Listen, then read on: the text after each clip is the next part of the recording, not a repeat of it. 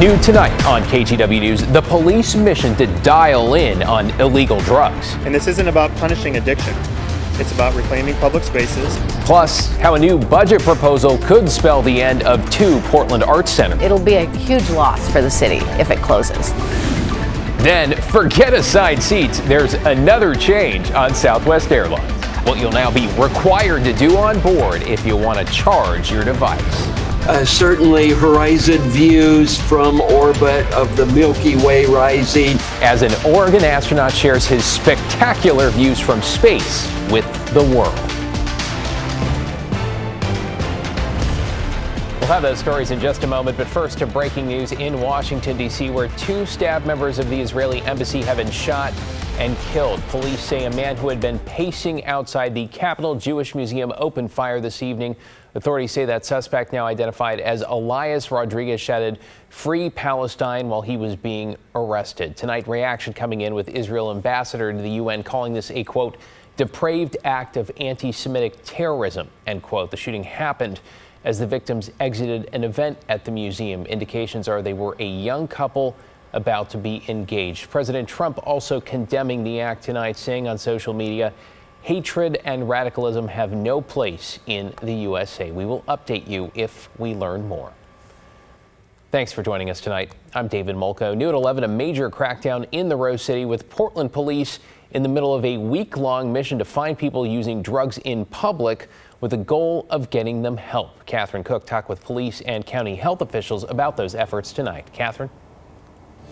And David, more specifically, their goal is getting people into deflection. And so far this week, that's happened around 3 dozen times.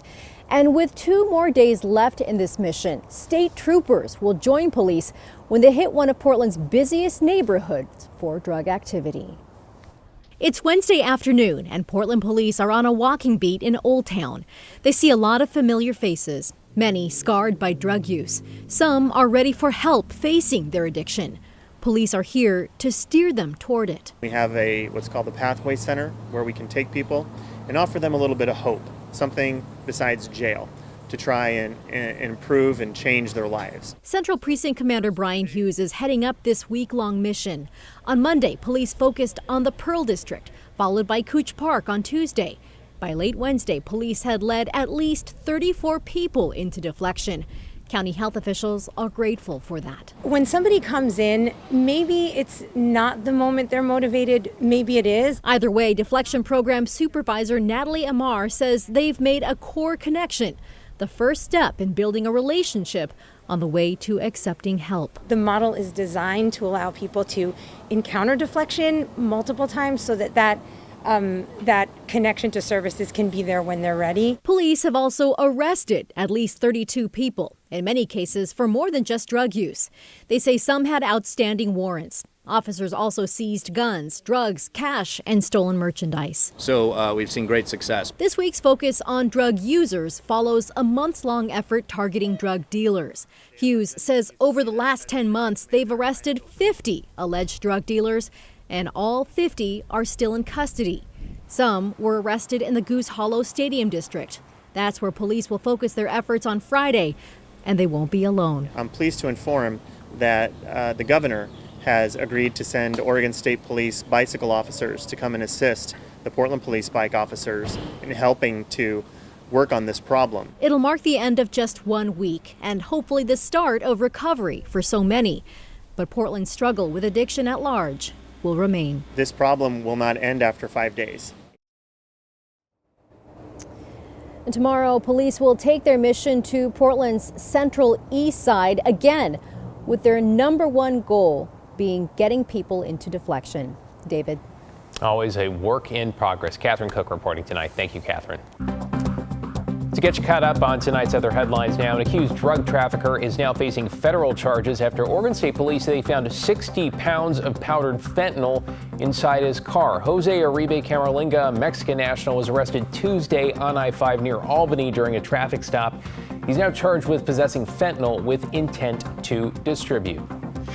A suspect arrested in connection with a deadly hit and run in Woodburn is an emergency room doctor from Portland. Prosecutors say 58-year-old Kenneth Kolarski hit and killed Nicholas Hernandez Mendoza on Pacific Highway the day after Christmas and then drove away.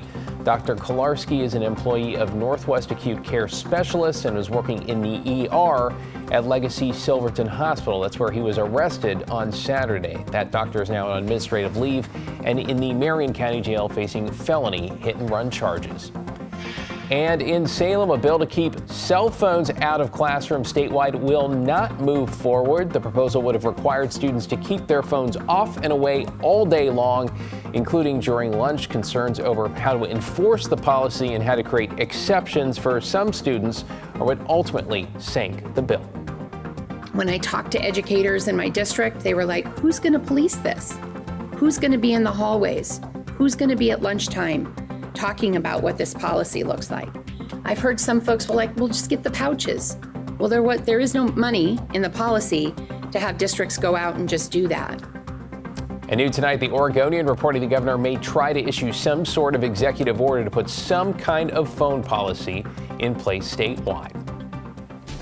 Okay, let's take you outside on this Wednesday. A gorgeous blue sky day where the clouds and now the showers are moving in. Matt Safino's here with the first look at your weather impact forecast and your Thursday. Hey there, Matt. Hey there, David. We've got a pretty good look down in Salem where it's warm. It's 56 degrees, still not raining there.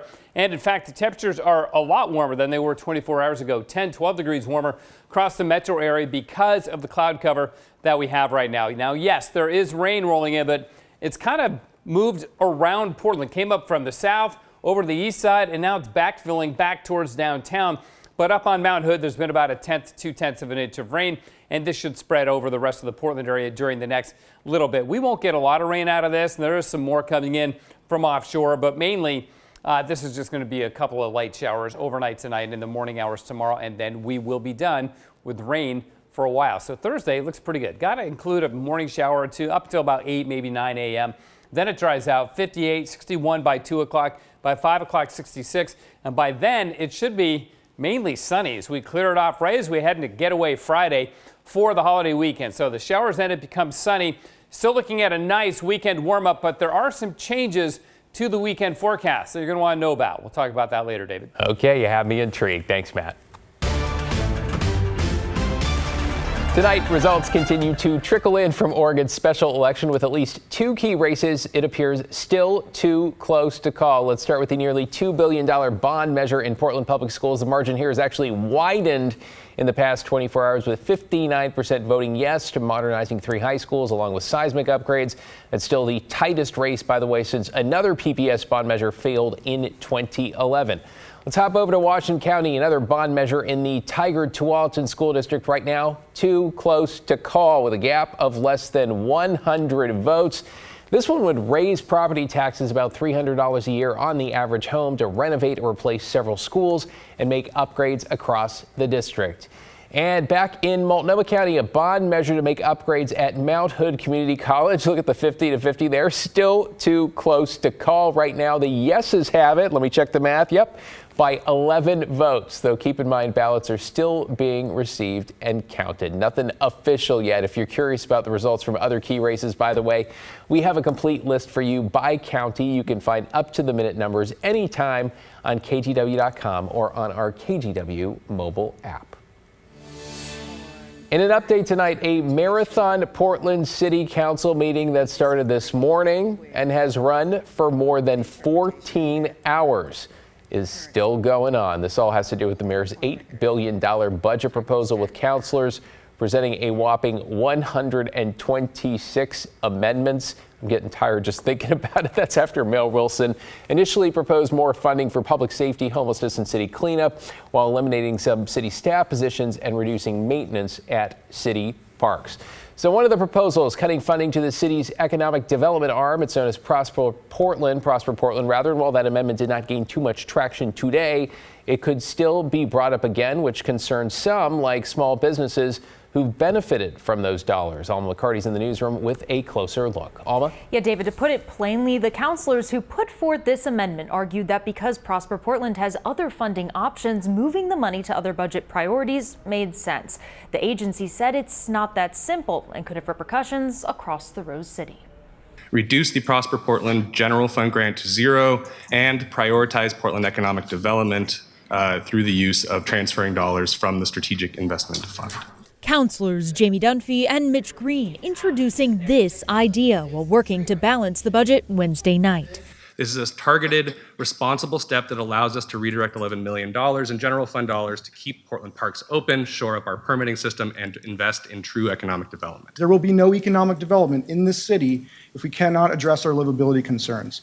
Moving this money around, supporters claim, will help keep some services going within the city amid a more than $90 million budget shortfall. We are going to be laying off a lot of city staff. We're going to be cutting off a lot of city resources. Desperate times call for desperate measures. Some members of the public agreed. Why are we bailing out business owners? Why can't they bail out themselves? All Portlanders deserve greater voice and vote over how community and economic development dollars are spent. However, Nizao hoped for the amendment's failure. That'll be like a relief for the small business community in Portland. Telling KGW her charcuterie business wouldn't be possible without Prosper Portland. I think that's what's at stake is people that have grown their business slowly but surely, and they could lose that ongoing support. Others, like Trelise Lewis, echoing this in public testimony. I am the only Black-owned wig store here in the Pacific Northwest. This funding is so important. Prosper Portland leaders say eliminating this grant from the city could have a negative effect, while keeping it would have a positive one. We know that that really creates the full inclusive economic development funding model and theory of change that we have for our city. When you talk about the past gentrification, what we know is it didn't have the innovative funding model that we have now. Now, discussions surrounding Prosper Portland appear to be far from over, with some councilors looking for potentially more oversight. As for the full budget, there are still a few more steps, with the final vote from council expected next month. David? Well, hopefully that 14-hour meeting will wrap up sometime soon. Thanks, Alma. Meanwhile, another proposal, yes, I know it's a lot, would cut two popular arts centers in order to help boost Parks and Rec. These are the Multnomah Arts Center and the Community Music Center. Now, CMC students showed up outside City Hall this afternoon to play music in support of their center. Around 500 students currently use that facility, and it employs 25 music teachers. There's all sorts of research about how music helps people in their lives. It decreases drug use, it decreases absentee in schools. It'll be a huge loss for the city if it closes. Many people testified in support of those centers today. We'll let you know, of course, how this one shakes out. Coming up Thursday on KGW and KGW Plus, a story you will not see anywhere else. The Portland Timbers' first ever coach dedicated exclusively to mental performance and wellness. It's part of our ongoing series, Talk About It, our commitment to highlighting people helping break the stigma around mental health. Here's a preview. Being a woman, having a disability, being an amputee, a cancer survivor, how do you think that impacts how the team views you? It's a very straightforward way of explaining that I also have had a complex life and that I know pain and I know struggle.